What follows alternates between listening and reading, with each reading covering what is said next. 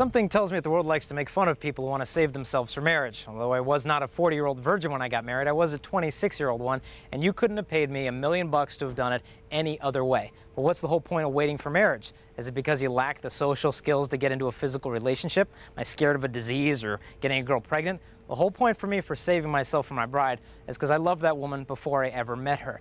I remember in the Old Testament there's a story of Tobit, a young guy, probably about 18 years old, on his wedding night. It's the only place in the Bible where we have a married couple who prays together on their wedding night. And he prays to God. And he says, Lord, he said, you know I take this wife of mine not because of lust, but because of a noble purpose. So call down your mercy upon her and I and allow us to live together to a happy old age. When I was in courtship with Kristalina, one of my goals is I want to pray that on my wedding night, that I take this bride not because of lust, but because of a noble purpose for God.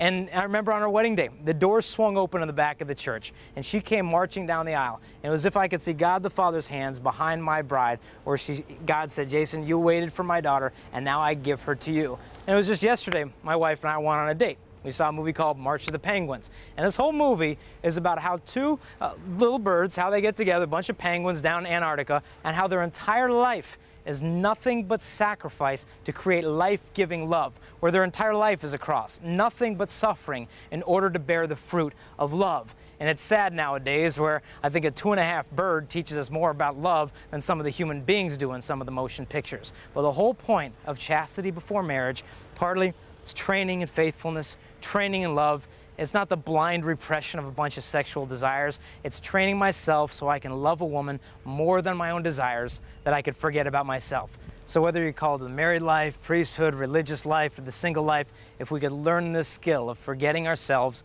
in order to live for others, will be most useful for God in building up His kingdom. In the meantime, stay strong and pure and be assured of my prayers.